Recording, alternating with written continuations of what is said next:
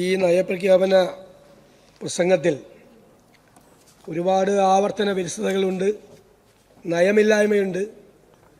എന്ത് പ്രഖ്യാപിച്ചാലും നടപ്പാക്കാൻ പറ്റാത്ത സ്ഥിതിയിലാണ് കേരളം. ഈ സംസ്ഥാനം ഇതുവരെ കാണാത്ത രൂക്ഷമായ ധനപ്രതിസന്ധിയിലൂടെ കടന്നുപോവുകയാണ്. യാഥാർത്ഥ്യമാണ്. ഒരു ഗവൺമെൻറ്റിൻ്റെ പ്രൈം റെസ്പോൺസിബിലിറ്റി എന്താണ്? നികുതി പിരിക്കുക, നികുതി വരുമാനം ഉണ്ടാക്കുക, ആ നികുതി വരുമാനം ഉപയോഗിച്ച് ക്ഷേമപ്രവർത്തനങ്ങൾ നടത്തുക, വികസന പ്രവർത്തനങ്ങൾ നടത്തുക. നിങ്ങളുടെ ആദ്യത്തെ ഉത്തരവാദിത്വം നിങ്ങൾ ദയനീയമായി പരാജയപ്പെട്ടു. നികുതി പിരിവിൽ നിങ്ങൾ ദയനീയമായി പരാജയപ്പെട്ടു. ഞാൻ എപ്പോഴും പറയാറുള്ളത് ആവർത്തിക്കുന്നില്ല. GST ഇന്ത്യയിൽ നടപ്പാക്കിയപ്പോൾ കേരളമാകേണ്ടിയിരുന്നു ഏറ്റവും കൂടുതൽ നികുതി വരുമാനം ഉണ്ടാക്കേണ്ട സംസ്ഥാനം. കാരണം എൻഡ് പോയിന്റിലാണ് ടാക്സ്. നമ്മൾ കൺസ്യൂമർ സ്റ്റേറ്റാണ്. 90% മറ്റ് സംസ്ഥാനങ്ങളിൽ നിന്ന് കേരളത്തിലേക്കാണ് കമ്മോഡിറ്റീസ് വരുന്നത്. പക്ഷേ നമുക്കൊരു ആവറേജ് ഒരു 10% പോലും നമുക്ക് നികുതി വരുമാനം ഉണ്ടാക്കാൻ പറ്റിയില്ല. പല മാനുഫാക്ചറിങ് സ്റ്റേറ്റ്സും അവർ വലിയ പ്രതിസന്ധിയായിരുന്നു. പക്ഷേ കഴിഞ്ഞ 5 വർഷക്കാലം കൊണ്ട് അവരതെല്ലാം സെറ്റിൽ ചെയ്ത് ഇന്ന് നമ്മളെക്കാൾ കൂടുതൽ നികുതി വരുമാനം ഉണ്ടാക്കുന്നു. അപ്പോൾ ഭീകരമായ നികുതി ചോർച്ച കേരളത്തിലുണ്ട്. ആ നികുതി പിരിച്ചെടുക്കുക, പണമുണ്ടാക്കി പാവങ്ങളെ സഹായിക്കുക, വികസന പ്രവർത്തനം നടത്തുക എന്നൊരു ഗവൺമെൻറ്റിൻ്റെ ഉത്തരവാദിത്വം നിങ്ങൾ ആദ്യമേ പരാജയപ്പെടുത്തി. ഈ സമീപകാലത്തൊന്നും കരകയറാൻ പറ്റാത്ത രീതിയിലുള്ള രൂക്ഷമായ കടക്കണിയിലേക്ക് ആഴ്ന്നിറങ്ങിയാണ്. സർ, നമ്മൾ ഇപ്പോൾ ഇന്നലെ സിവിൽ സപ്ലൈസ് മന്ത്രി പറഞ്ഞു റേഷൻ പ്രശ്നം തീർക്കാൻ പറ്റുന്നില്ല. സാമ്പത്തിക പ്രതിസന്ധി മാറിയാലേ റേഷൻ പ്രശ്നം തീർക്കാൻ പറ്റുള്ളൂ. റേഷൻ കടകൾ പ്രവർത്തിക്കുന്നില്ല. സിവിൽ സപ്ലൈസ് കോർപ്പറേഷൻ രൂക്ഷമായ വിലക്കയറ്റം ഉണ്ടാകുമ്പോൾ എന്താണ് സപ്ലൈകോയുടെ ചുമതല? മാർക്കറ്റ് ഇന്റർവെൻഷൻ നടത്തി സാധനങ്ങളുടെ വില കുറയ്ക്കുക. എത്ര 1000 കോടി രൂപയാണ് നിങ്ങൾ സപ്ലൈകോയ്ക്ക് കൊടുക്കാനുള്ളത്? അവിടെ 13 സബ്സിഡി ഐറ്റം കൃത്യമായി മാവേലി സ്റ്റോറിൽ കൊടുക്കാൻ പറ്റുന്നുണ്ടോ? അപ്പോൾ പൊതുമാർക്കറ്റിലെ വില നിങ്ങൾക്ക് നിയന്ത്രിക്കാൻ പറ്റുന്നില്ല. ആ രൂക്ഷമായ വിലക്കയറ്റത്തിൻ്റെ ഭാരം മുഴുവൻ സാധാരണക്കാരായ മനുഷ്യർ താങ്ങുകയാണ്. ഇത് ഓർഗാനിക് ആയിട്ടുള്ള വിലക്കയറ്റം ഉണ്ടാകും, കൃത്രിമമായ വിലക്കയറ്റം ഉണ്ടാകും. സപ്ലൈകോ കൃത്യമായി ഇന്റർവെൻഷൻ നടത്താൻ പണമില്ലാതെ വിഷമിക്കുന്നു. ഞാൻ ഇങ്ങോട്ട് പോരുന്നതിന് മുമ്പ് ഏറ്റവും ചെറിയ തോതിലുള്ള സ്മോൾ സ്കെയിൽ ആളുകൾ സപ്ലൈകോയ്ക്ക് സപ്ലൈ ചെയ്യുന്ന ആളുകൾ കരഞ്ഞുകൊണ്ട് നിൽക്കുക. ബാങ്ക് ലോണും ജപ്തിയുമായിട്ട് 200 കോടി അവർക്ക് കൊടുക്കാനുള്ളത്. സാധാരണ ബിസിനസ്സുകാർ കേരളത്തിൽ ഉൽപ്പാദിപ്പിക്കുന്ന സാധനങ്ങൾ നിങ്ങൾ 1.5 കൊല്ലമായി പണം കൊടുക്കാൻ പറ്റുന്നില്ല. വലിയ സപ്ലൈയേഴ്സിന് പണം കൊടുക്കാൻ പറ്റുന്നില്ല. അപ്പോൾ മാവേലി സ്റ്റോറിൽ നന്നായിട്ട് പ്രവർത്തിക്കാൻ പറ്റുന്നില്ല. സർ, ആശുപത്രികളിൽ മരുന്നില്ല. ഇവിടെ എന്താ? മരുന്ന് തീർന്ന് ഗവൺമെൻറ് ആശുപത്രികൾ, കോടികൾ കുടിശ്ശിക, വിതരണം നിലച്ചു. കോഴിക്കോട് മെഡിക്കൽ കോളേജിൽ രൂക്ഷമായ സ്ഥിതി. ആന്റിബയോട്ടിക് ഉൾപ്പെടെ തീർന്ന എറണാകുളം, സർജറി മുടങ്ങി കോട്ടയം മെഡിക്കൽ കോളേജ്. കൊല്ലത്ത് ഇൻസുലിൻ, ഡയാലിസിസ് മരുന്നില്ല. ആരോഗ്യമന്ത്രിയുടെ കുഴപ്പമല്ല. മെഡിക്കൽ സർവീസസ് കോർപ്പറേഷൻ കൃത്യമായി പണം കൊടുക്കാത്തത് കൊണ്ട് അവരുടെ സപ്ലയേഴ്സ് കറക്റ്റായിട്ട് മരുന്ന് കൊടുക്കുന്നില്ല. മരുന്നില്ല, റേഷനരിയില്ല, മാവേലി സ്റ്റോറിൽ സാധനമില്ല. സർ, കാരുണ്യ ചികിത്സ എത്ര കോടി രൂപയാണ് സർക്കാർ ആശുപത്രികൾക്ക് കൊടുക്കാനുള്ളത്? എത്ര കോടി രൂപയാണ് സ്വകാര്യ ആശുപത്രികൾക്ക് കൊടുക്കാനുള്ളത്? സ്വകാര്യ ആശുപത്രികളുടെ മാനേജ്മെന്റ് യോഗം ചേർന്ന് തീരുമാനിച്ചു ഇനി കാർഡ് സ്വീകരിക്കണ്ട, അല്ലേ? കാസ്പിൽ പുതിയ രജിസ്ട്രേഷൻ വേണ്ട, ഗവൺമെന്റ് തീരുമാനിച്ചു. കാരുണ്യ ചികിത്സ ഇല്ലാതെയായി. ഈ പാവങ്ങളല്ലേ സാർ ഏറ്റവും കൂടുതൽ അനുഭവിക്കുന്നത്? കർഷകർ വലിയ പ്രതിസന്ധിയിൽ. ആ കർഷകരുടെ പ്രതിസന്ധി പരിഹരിക്കാൻ വേണ്ടിയിട്ടുള്ള ഒരിടപെടലും സർക്കാരിൻ്റെ ഭാഗത്തു നിന്നുണ്ടാകുന്നില്ല. കാർഷിക മേഖല വലിയ തകർച്ചയെ നേരിടുന്നു. ആളുകൾ കൃഷിയിൽ നിന്ന് ആളുകൾ പിന്മാറുന്നു. ഈ പ്രശ്നങ്ങൾ അഡ്രസ് ചെയ്യാനുള്ള ഏതെങ്കിലും തരത്തിലുള്ള അപ്രോച്ച് ഉണ്ടോ? മത്സ്യത്തൊഴിലാളി മേഖല വറുതിയിലാണ്, പല കാരണങ്ങൾ കൊണ്ട്. മണ്ണെണ്ണയുടെ പ്രശ്നം, അതുപോലെ മത്സ്യലഭ്യതയില്ലായ്മ, ക്ലൈമറ്റ് ചേഞ്ച്, പക്ഷെ ഓരോ സെക്ടറിലെയും ആളുകൾ പിന്നോക്കം പോവുകയാണ്, ജീവിക്കാൻ കഴിയാത്ത സാഹചര്യത്തിലേക്ക് പോവുകയാണ്. സാർ, ജനങ്ങൾ പ്രതിസന്ധിയിലാകുമ്പോൾ അവരാഗ്രഹിക്കുന്നത് എന്താ? അവർ തിരഞ്ഞെടുത്ത ഒരു ഗവൺമെന്റിന്റെ പ്രസൻസ്, സാന്നിധ്യം അവരെ സഹായിക്കാൻ ഉണ്ടാകണം എന്ന് അവരാഗ്രഹിക്കും.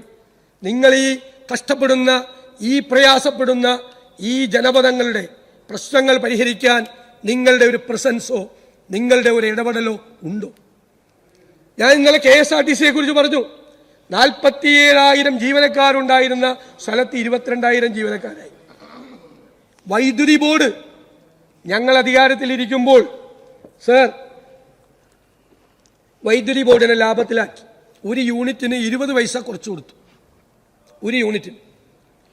അതുവരെയുള്ള കടങ്ങൾ കുറച്ചു. 2016 ഞങ്ങൾ അധികാരത്തിൽ നിന്ന് പുറത്തിറങ്ങുമ്പോൾ വൈദ്യുതി ബോർഡിന്റെ കടം 1083 കോടിയാണ്. ഇപ്പൊ വൈദ്യുതി ബോർഡിന്റെ കടം എത്രയാ? വൈദ്യുതി ബോർഡിന്റെ കടം 45,000 കോടി. ഉമ്മൻചാണ്ടി സർക്കാർ 25 വർഷത്തേക്ക് ഒരു എഗ്രിമെന്റ് ഉണ്ടാക്കി. 4 രൂപ 29 പൈസയ്ക്ക് വൈദ്യുതി മേടിക്കാൻ 7 കൊല്ലം നിങ്ങൾ വാങ്ങിച്ചു, അതേ ഗവൺമെന്റ് വാങ്ങിച്ചു ഈ വിലയ്ക്ക്. എന്നിട്ടൊരു സുപ്രഭാതത്തിൽ നിങ്ങൾ ആ വൈദ്യുതി കരാർ റദ്ദാക്കി. ഞങ്ങൾ അതിനെ എതിർത്തില്ല. ഞാൻ പറഞ്ഞു, 4 രൂപ 29 പൈസയ്ക്ക് വൈദ്യുതി മേടിച്ചത് അഴിമതിയാണെങ്കിൽ നിങ്ങളൊന്ന് കറക്റ്റ് 1 പൈസ കുറച്ച് നിങ്ങൾ വൈദ്യുതി മേടിച്ചാൽ മതിയെന്ന്. നിങ്ങളിപ്പോൾ എത്ര പൈസയ്ക്കാണ് വൈദ്യുതി മേടിച്ചത്? 4 രൂപ 29 പൈസ ഒരു യൂണിറ്റിന് 25 വർഷത്തേക്ക് എഗ്രിമെന്റ് വെച്ചത് റദ്ദാക്കിയിട്ട് നിങ്ങൾ വാങ്ങിച്ചത് 8 രൂപ മുതൽ 14 രൂപ വരെ 30 പൈസയ്ക്കാണ്. അങ്ങ് അവിടെ ഇരിക്കും, അങ്ങേക്ക് മറുപടി പറയാനുള്ള അവസരം കിട്ടും. ഞാൻ കംപ്ലീറ്റ് ചെയ്യട്ടെ. മന്ത്രിമാർക്ക് മറുപടി പറയാനുള്ള അവസരം നയപ്രഖ്യാപന പ്രസംഗത്തിന്റെ അവസാനം കിട്ടും. ഞാനൊന്ന് കംപ്ലീറ്റ് ചെയ്തോട്ടെ. എനിക്ക് കുറച്ച് സമയമുള്ളൂ, അതുകൊണ്ടാണ്. അല്ലെങ്കിൽ അങ്ങേക്ക് സീനിയറായ അങ്ങേക്ക് ഞാൻ വഴങ്ങായിരിക്കും. മന്ത്രിമാർക്കും മറുപടി പറയാൻ, വകുപ്പുകളെ കുറിച്ച് വിമർശിക്കുമ്പോൾ മന്ത്രിമാർക്ക് നയപ്രഖ്യാപന പ്രസംഗത്തിൽ മറുപടി പറയാനുള്ള അവസരമുണ്ട്. എനിക്ക് സമയക്കുറവാണ്. എന്നിട്ട് 8 രൂപ മുതൽ 14 രൂപ 30 പൈസയ്ക്ക് വരെ മേടിക്കുകയാണ്. ഒരു ദിവസം 15 കോടി 20 കോടി ഈ വൈദ്യുതി ബോർഡ് നഷ്ടമുണ്ടാക്കുകയാണ് മാസങ്ങളായിട്ട്. എൻ്റെ അവസാനം അതിൻ്റെ പാപഭാരം ആരുടെ തലയില? ജനങ്ങളുടെ തലയിൽ. നിങ്ങൾ ഇപ്രാവശ്യം കൂട്ടിയപ്പോൾ 2 പ്രാവശ്യത്തെ വൈദ്യുതി ചാർജ് ഒരുമിച്ച് കൂട്ടി. ഇപ്പോഴത്തെ കൂട്ടലുകൊണ്ട് മാർച്ച് മുതൽ നിങ്ങൾ കൂട്ടി. അപ്പോൾ ഒരു പ്രഖ്യാപനം വേണ്ട. മാർച്ച് മുതൽ ആളുകൾക്ക് ബില്ല് വരുമ്പോൾ അവരുടെ വൈദ്യുതി ചാർജ് കൂടി. നിങ്ങൾ ഉണ്ടാക്കി വെച്ച കെടുകാര്യസ്ഥത, നിങ്ങൾ അവിടെ നടത്തിയ അഴിമതി, അദാനിയുടെ കമ്പനിക്ക് അത് കൊടുക്കാൻ വേണ്ടി ചെയ്ത പരിപാടി, അത് റദ്ദാക്കിയത് 4 രൂപ 29 പൈസയ്ക്ക് ഉണ്ടായിരുന്ന എഗ്രിമെന്റ് റദ്ദാക്കി 14 രൂപ 30 പൈസയ്ക്ക് പുറത്തു നിന്ന് വൈദ്യുതി മേടിച്ച ഗവൺമെന്റാണിത്. സാർ, ഇതുപോലെ എല്ലാ പൊതുമേഖലാ സ്ഥാപനങ്ങളും, പ്രധാനപ്പെട്ട വ്യവസായങ്ങൾ, ഇപ്പൊ ടെൽക്ക് വലിയ പ്രതിസന്ധിയാണ്. ട്രാക്കോ കേബിൾ പൂട്ടാറായി. ഒരുപാട് കമ്പനികൾ താഴോട്ട് പോവുകയാണ്. ആളുകളുടെ ജീവനക്കാരുടെ എണ്ണം കുറയ്ക്കുകയാണ്. ഞാൻ ഒരുപാട് കമ്പനികളിലുണ്ട്. ഇന്നലെ ഇവിടെ വിശ്വനാഥ് പറഞ്ഞു, ട്രഡീഷണൽ ഇൻഡസ്ട്രി മുഴുവൻ കശുവണ്ടി ഫാക്ടറികളും പൂട്ടിക്കിടക്കുന്നു.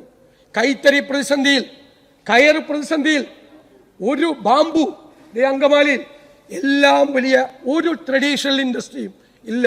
നിങ്ങൾ ആ കശുവണ്ടി മേഖലയിലെ പ്രശ്നം പരിഹരിക്കാൻ നിങ്ങൾ എന്ത് ഇടപെടലാണ് നടത്തിയത്? 100 കണക്കിന് കശുവണ്ടി ഫാക്ടറി ഉടമകൾക്ക് ജപ്തിയാണ്. ഈ ഇൻഡസ്ട്രി മുഴുവൻ കേരളത്തിൽ നിന്ന് തമിഴ്നാട്ടിലേക്കും കർണാടകത്തിലേക്കും പോവാണ്. കാഷ്യൂ ഇൻഡസ്ട്രി എവിടെയാണ്? ഇതെല്ലാം സാധാരണക്കാരല്ലേ, പാവപ്പെട്ട മനുഷ്യരല്ലേ, സ്ത്രീകളല്ലേ? ആയിരക്കണക്കിന് സ്ത്രീകൾ അവിടെ നിന്ന് കിട്ടുന്ന ചെറിയ വരുമാനം കൊണ്ട് ജീവിക്കുന്നത്. അവരുടെ തൊഴിലിടങ്ങളില്ലാതായി. തൊഴിലിടങ്ങളിൽ ചുമട്ടുതൊഴിലാളികൾക്ക് വരെ ജോലി കുറഞ്ഞു. ഈ സാമൂഹ്യ മാറ്റം, ഈ സാമ്പത്തിക മാറ്റം, ഈ കേരളത്തിൻ്റെ ഗവൺമെന്റ് ഉണ്ടാക്കിയ സാമ്പത്തിക പ്രതിസന്ധിയുടെ പരിണിത ഫലങ്ങളാണ് എന്ന് നിങ്ങൾ അറിയണം. സർ, ക്രൈം വർദ്ധിച്ചു. ഏതെല്ലാം രീതിയിലെ മയക്കുമരുന്നിൻ്റെ ഉപയോഗത്തെക്കുറിച്ച് ഇന്നിവിടെ പറഞ്ഞു. സാർ, മയക്കുമരുന്ന് നിയന്ത്രിക്കാൻ, കൺട്രോൾ ചെയ്യാൻ, അതിൻ്റെ സോഴ്സ് അറിയാൻ ഈ എക്സൈസ് വകുപ്പ് എന്താ ചെയ്യുന്നത്? സാർ, നോക്കുകുത്തികളാണ്. നോക്കുകുത്തി ആകെ പിടിക്കുന്നത് 10 ഗ്രാം കഞ്ചാവും 25 ഗ്രാം കഞ്ചാവും പിടിക്കുന്നത്. ഇവിടെ വലിയ രാസ കെമിക്കൽ സാധനങ്ങളാണ് വരുന്നത്. വലിയ ലോഡ് വരികയാണ്. എവിടെയാ പിടിക്കുന്നത്? വ്യാപകമായ മയക്കുമരുന്നിൻ്റെ കേന്ദ്രമായി കേരളം മാറി. രൂക്ഷമായ അതിനെ തുടർന്നുള്ള ക്രൈം, ആ ക്രൈമിൻ്റെ നേച്ചർ നോക്കിയേ. ഞാനിവിടെ ഇന്ന് പലരും പറഞ്ഞതുകൊണ്ട് ഞാനതൊന്നും ആവർത്തിക്കുന്നില്ല. സർ, സ്ത്രീ സുരക്ഷ ഇന്നലെ സംസാരിച്ചു. സ്ത്രീ സുരക്ഷ പേരിന് മാത്രമായി ഇവിടെ മാറി. സർ, അഴിമതിക്ക് വല്ല കുറവുണ്ട്? അഴിമതിക്ക് ഞങ്ങൾ കോവിഡ് കാലത്ത് കൊള്ള നടത്തിയെന്ന് ഞങ്ങൾ പറഞ്ഞു. ഞങ്ങൾ ഉന്നയിച്ച ആരോപണം C&AG റിപ്പോർട്ടിൽ അടിവരയിട്ടു. എന്താ? PP കിറ്റ് വാങ്ങിക്കുന്നതിൽ, ഗ്ലൗസ് വാങ്ങിക്കുന്നതിൽ, അല്ലേ, മരുന്ന് വിതരണത്തിൽ നടന്ന അഴിമതി. സർ, ഇന്നലെ ഞാൻ ഒരു റിപ്പോർട്ട് പുറത്തുവിട്ടു, ഒരു ലെറ്റർ. ഇന്നിതൊരു പുതിയ കാര്യം കൂടി പറയാണ്. 28/3/2020 മെഡിക്കൽ സർവീസസ് കോർപ്പറേഷൻ അനിത ടെക്സിക്കോട്ട് എന്ന കമ്പനിക്ക് ഇമെയിലിൽ അയക്കുന്നു. അവർ പറഞ്ഞു 25,000 കിറ്റ് വാങ്ങാൻ താല്പര്യം പ്രകടിപ്പിച്ചുകൊണ്ടാണ് ഇമെയിൽ അയക്കുന്നത് 550 രൂപയ്ക്ക്. പക്ഷേ അതേ ദിവസം വൈകിട്ട് 5:55 ഈ മെഡിക്കൽ സർവീസസ് കോർപ്പറേഷൻ അതിൻ്റെ നോട്ടിൽ എഴുതുന്നു, നെഗോഷിയേറ്റ് ചെയ്തപ്പോൾ അനിത ടെക്സിക്കോട്ട് എന്ന കമ്പനി 550 രൂപ എന്ന് പറയുന്ന റേറ്റ് കുറയ്ക്കാൻ തയ്യാറായില്ല. അതുകൊണ്ട് അവർക്ക് 25,000 കിറ്റുകൾ കൊടുക്കുന്നില്ല, 10,000 കിറ്റേ അവിടെ നിന്ന് വാങ്ങിക്കുന്നുള്ളൂ. വൈകുന്നേരം 5:55 എഴുതുന്നത്. അതായത് 550 രൂപ കുറയ്ക്കാൻ വേണ്ടി നെഗോഷിയേറ്റ് ചെയ്തിട്ട് അവർ സമ്മതിക്കുന്നില്ല. അതുകൊണ്ട് 25,000 കിറ്റ് എന്നുള്ളത് 10,000 കിറ്റാക്കി കുറച്ചു അവരെ കയ്യിൽ നിന്ന് മേടിക്കാൻ. സാർ, അതേ ദിവസം, ഇത് 5:55 എഴുതുന്നത്, അതേ ദിവസം വൈകുന്നേരം 7:48 സാൻ ഫാർമ എന്ന സ്ഥാപനത്തിന് മെഡിക്കൽ സർവീസസ് കോർപ്പറേഷൻ അങ്ങോട്ട് മെയിൽ അയക്കുന്നു. എന്തിനാണ്? അവരുടെ പ്രപ്പോസൽ അംഗീകരിച്ചു വന്നു. അവരുടെ പ്രപ്പോസൽ എന്താ? ഒരു PP കിറ്റിന് 1,550 രൂപ. 1,550 രൂപ. അത് 15,000 വാങ്ങിക്കാൻ വേണ്ടി അവർക്ക് 100% അഡ്വാൻസ് കൊടുക്കും. അതായത് 5:55 പറയുന്നു, 550 രൂപ പറഞ്ഞ കമ്പനി നെഗോഷിയേറ്റ് ചെയ്യാൻ തയ്യാറാകാത്തത് കൊണ്ട് അവർക്ക് 10,000 കിറ്റായിട്ട് കുറയ്ക്കുന്നു. എന്നിട്ട് 50% അഡ്വാൻസ്. എന്നിട്ട് 7:48 സാൻ ഫാർമയ്ക്ക് പറയുന്നു 15,000 കിറ്റ് 1,550 രൂപയ്ക്ക് മേടിക്കാൻ ഓർഡർ. എന്നിട്ട് 100% അഡ്വാൻസ്. 550 രൂപ തന്നവന് 50% അഡ്വാൻസ്. 1,550 രൂപയ്ക്ക് മേടിച്ചവന് 100% അഡ്വാൻസ്. ഇതിനേക്കാൾ വലിയ അഴിമതി എന്താണ് സാർ?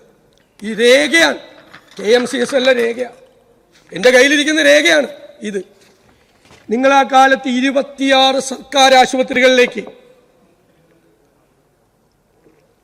എക്സ്പയറി ഡേറ്റ് കഴിഞ്ഞ മരുന്ന് കൊടുത്തു. ആരാ സാറേ സർക്കാർ ആശുപത്രി പോണത്? പാവങ്ങൾ, കുഞ്ഞുങ്ങൾ. എക്സ്പയറി ഡേറ്റ് കൊടുത്ത കഴിഞ്ഞ മരുന്ന് എന്താ കുഴപ്പം? അതിൻ്റെ രാസമാറ്റം സംഭവിച്ച് ജീവഹാനി വരെ ഉണ്ടാ. മെഡിക്കൽ ഫാർമസ്യൂട്ടിക്കൽ കമ്പനികൾ 6 മാസത്തേക്ക് എക്സ്പയറി ഉള്ളതും എക്സ്പയറി കഴിഞ്ഞതുമായ മരുന്നുകൾ വിതരണം നടത്താൻ പാടില്ല. കത്തിച്ച് കളയണമെന്ന്, നശിപ്പിച്ച് കളയണമെന്ന്. അവരുടെ കയ്യിൽ നിന്ന് അവർ കൊടുക്കും. ചില കമ്പനികൾ, വൃത്തികെട്ട കമ്പനികളുണ്ട്, അവരെന്ത് ചെയ്യുന്നറിയോ?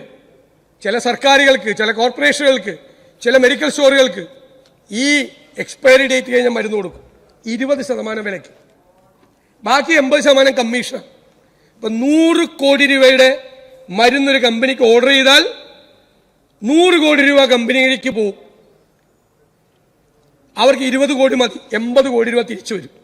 കാരണം ഇത് നശിപ്പിക്കാൻ വേണ്ടി വെച്ചേക്കുന്ന മരുന്നാണ്. അത് മരുന്നെടുത്ത് പാവങ്ങൾക്ക് കൊടുക്കുക. നിങ്ങൾ 80,000-ലധികം ബാച്ച് മരുന്ന് വന്നിട്ട് 8,000 ബാച്ച് മാത്രമേ പരിശോധിച്ചുള്ളൂ ക്വാളിറ്റി ടെസ്റ്റ്. സാർ, 14 കമ്പനികൾ, 14 പ്രധാനപ്പെട്ട ഫാർമസ്യൂട്ടിക്കൽ കമ്പനികളുടെ ഒറ്റ മരുന്ന് പോലും നിങ്ങൾ ക്വാളിറ്റി ടെസ്റ്റ് നടത്തിയില്ല. സാർ, ക്വാളിറ്റി ടെസ്റ്റ് നടത്തിയില്ലെങ്കിൽ വരുന്ന മരുന്ന് ഏതാ? ധാരണയാണ്. കേരള മെഡിക്കൽ സർവീസസ് കോർപ്പറേഷനിലെ ആളുകളും അവരും ചേർന്ന്, കമ്പനികളും ചേർന്ന് ധാരണയാ. ഇത് ക്വാളിറ്റി ടെസ്റ്റ് വിടൂല. ക്വാളിറ്റി ടെസ്റ്റ് വിട്ടില്ലെങ്കിൽ ചാത്തം മരുന്ന് വരും. പൊള്ളാച്ചിയിലൊക്കെ മരുന്നുണ്ടാക്കുന്നുണ്ട്. പൊള്ളാച്ചിയിലൊക്കെ 25 രൂപ വിലയുള്ള ഗുളിക 50 പൈസക്ക് കിട്ടുവാണ്. അവരുണ്ടാക്കി തരും ഇതേ പാക്കായിട്ട്. ഫൈസറിൻ്റെയും മറ്റേ വലിയ കമ്പനിയുടെയൊക്കെ അവരെ ഞെട്ടിക്കുന്ന തരത്തിലുള്ള പാക്കിംഗ് ആക്കി അവർ തരും. ഇതുപോലത്തെ ചാത്തം മരുന്ന് ക്വാളിറ്റി ടെസ്റ്റ് ഒരു ബാച്ചിൽ പോലും നടത്താതെ എക്സ്പയറി ഡേറ്റ് കഴിഞ്ഞ മരുന്ന് സർക്കാർ ആശുപത്രിയിൽ കൊടുത്ത് നമ്മുടെ കുഞ്ഞുങ്ങളല്ലേ, നമ്മുടെ കുടുംബക്കാരല്ലേ ഇതൊക്കെ വാങ്ങിച്ചു കഴിച്ചത് സർക്കാർ ആശുപത്രിയിൽ നിന്ന്. എന്തൊരു അഴിമതിയാണ് സാർ ആ കോവിഡ് കാലത്ത് നടന്നത്. കൊള്ളയല്ലേ നടത്തിയത്, കൊള്ള ആ സമയത്ത് മുഴുവൻ നടത്തിയത് സാർ. അങ്ങനെ ഇതുപോലെ ഞാൻ ബ്രൂവറീസിന്റെ കാര്യം ഇന്നലെ ബഹുമാനപ്പെട്ട രമേശ് ചെന്നിത്തല പറഞ്ഞു. ഞാൻ ആവർത്തിക്കുന്നില്ല, അദ്ദേഹം വളരെ കൃത്യമായിട്ട് പറഞ്ഞു. സാറേ, ബഹുമാനപ്പെട്ട എക്സൈസ് മന്ത്രി പറഞ്ഞത് ഒരു കമ്പനി അപേക്ഷ കൊടുത്തു, ആ കമ്പനിക്ക് കൊടുത്തെന്ന. സാർ, ഇങ്ങനെ ഒരു ബ്രൂവറി പ്ലാന്റും അതായത് multi field distillation unit, ethanol plant, IMFL bottling unit, brewery plant, brandy plant, wine plant എല്ലാം കൂടെ കൊടുത്തേക്കുക. വേറെ ഒരാളും അറിഞ്ഞില്ല സാർ ഈ കമ്പനി അല്ലാതെ. അതിൻ്റെ തൊട്ടപ്പുറത്ത് പാലക്കാട് ജില്ലയിലും തൃശ്ശൂർ ജില്ലയിലും പ്രവർത്തിക്കുന്ന ഒരു കമ്പനി പോലും അറിഞ്ഞില്ല ഇങ്ങനെ ഇതൊക്കെ കൊടുക്കാൻ പോവാന്ന്. ആകെ അറിഞ്ഞത് മധ്യപ്രദേശിൽ, പഞ്ചാബിൽ പ്രവർത്തിക്കുന്ന ഈ ഒയാസിസ് മാത്രം. അവർ വന്ന് ആപ്ലിക്കേഷൻ കൊടുത്തു. 2 കൊല്ലം മുമ്പ് എലപ്പള്ളി പഞ്ചായത്തിൽ കോളേജ് തുടങ്ങാൻ പോകണമെന്ന് പറഞ്ഞ് 26 ഏക്കർ സ്ഥലം മേടിച്ചു കോളേജ് തുടങ്ങാൻ. അവിടെ അവർ 2 കൊല്ലം മുമ്പേ പ്ലാൻ ചെയ്ത കേരളത്തിലെ ഒരു ഡിസ്റ്റിലറിക്കാരനും ഒരാളും അറിയാതെ ഈ മഹാരാഷ്ട്ര കമ്പനി മാത്രം കേരള ഗവൺമെന്റ് ഇതിന് അനുമതി കൊടുക്കാൻ പോകുന്നത് എങ്ങനെ അറിഞ്ഞു സാർ? എക്സൈസ് മന്ത്രി ആദ്യത്തെ ദിവസം കമ്പനിയെക്കുറിച്ചുള്ള പ്രകീർത്തിക്കലായിരുന്നു. നിങ്ങളുടെ സർക്കാർ ഓർഡറിൽ ആദ്യമായി ഈ കമ്പനിയെക്കുറിച്ച് പ്രകീർത്തിക്കില്ല.